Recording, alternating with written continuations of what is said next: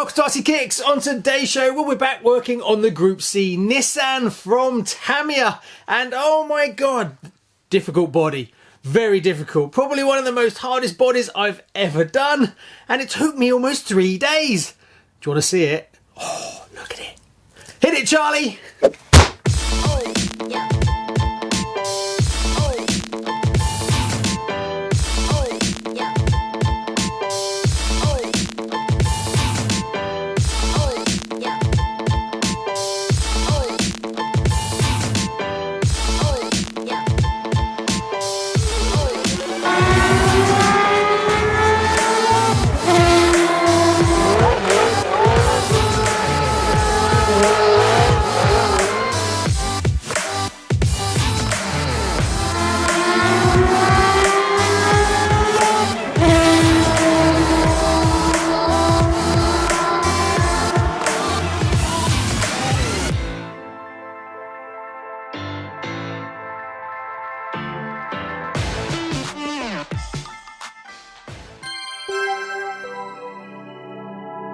So I think you can agree with me, it is absolutely stunning. We will cut away and we'll go around the whole car in a minute and we'll go all over the challenges and the details. But Tamiya really pushed the boat out on this one and it is stunning. This is a model that is also an RC car and you do have to invest quite a bit of time in it, as I said before. Now, if you have the C11 that's just been released, that is a cakewalk compared to this. Now, I have done a full chassis build video for that one, so I'll put a link at the end of this, as we're not really going to focus on the chassis build aspect, as it shares the chassis exactly the same with the C11. So in this video, we're going to focus more on the body, the challenges of doing it, and why you need one of these in your collection. Okay, so let's dive into this stunning model. So as you can see, I've put it next to the C11 for the people that have got this kit, so you can get an idea between the two.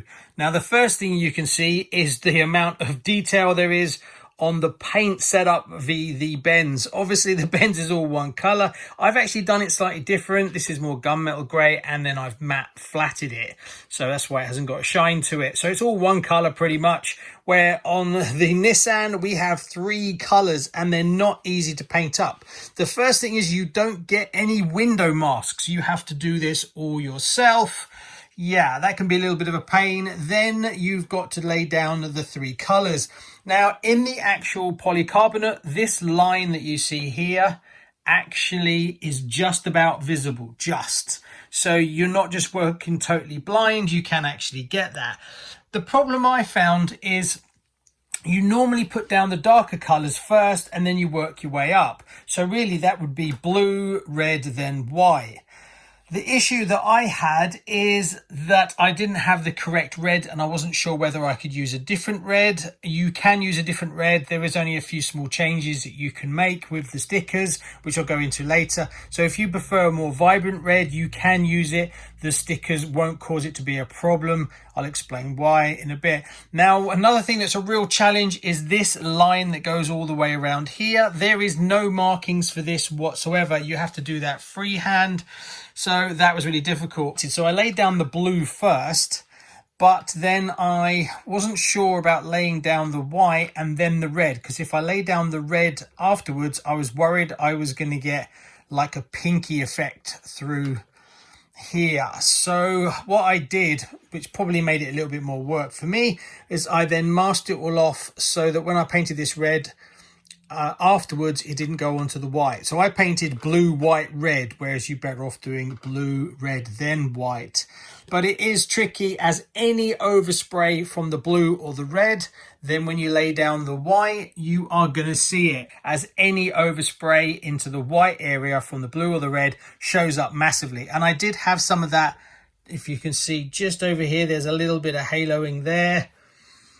Also, I backed this in gunmetal afterwards, so that also causes a challenge, as you don't want to spray the gunmetal or the black over the white. So I then backed it in silver first and then in the gunmetal. So it adds up in the amount of time that you take to paint it up. The rear spoiler is pretty easy. One thing I did differently here is there's a little notching bit here. I actually took the time to mask that off and that came out really good. So a little tip, definitely put some effort into that because it looks much more realistic.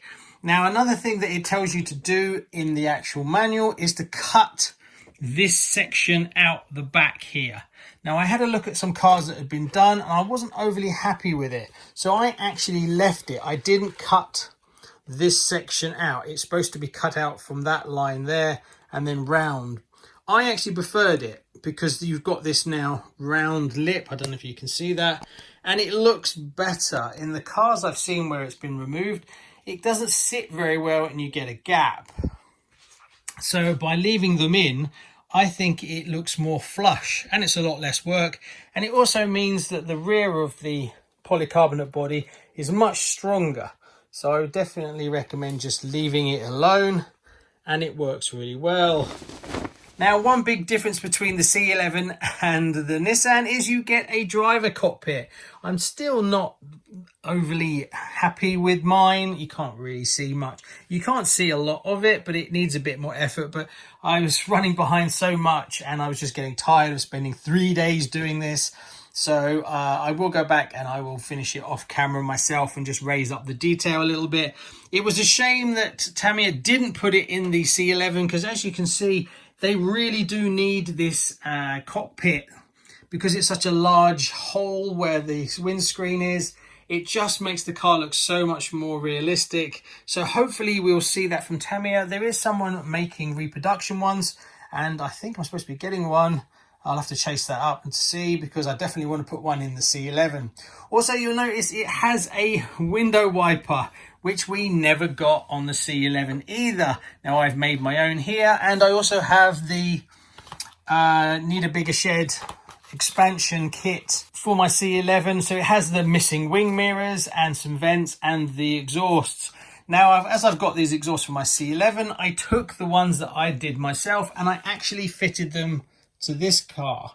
Now, they seem to fit better because they are much smaller, whereas when you look at the C11s, they have this huge, great big exhaust. As for the decals aren't necessarily that difficult on this kit. I found them to be quite easy. It's more about lining up around the windows. As masking up, you have to do it yourself, so you've got to get it bang on. Now, when I was talking about whether you can use a different red, the actual sticker that goes along this window, if you can see there's a little bit of red on it, it actually had the red section on it. So I didn't want to keep that, as I'd painted all this. This is paint, not sticker. So I cut around the black and stuck it on. So you can do the same, or you can just do the red sticker if you prefer. But I wanted it to look like it's all painted all the way up. Also, it has a wing mirror and it comes with it. Now, there's only one on one side. That's how the race car is. And obviously on the C11, we didn't get any. So that's why you can get aftermarket ones. So the body is a serious bit of work. The lights are no different to the C11, the way they work. You cut them out. They're not quite as complicated, as there's only a single light, where on the C11 there is two. I've done a few modifications to mine. So there you go. Sticker wise, again, the only thing I haven't done yet is I haven't done the edging. The door shut lines that I did on the C11 was a little bit too thick, so I need to order more thinner tape, and then I will do all the doors on this one. But I didn't want to wait for that to arrive, as the video has taken so long to get to this point.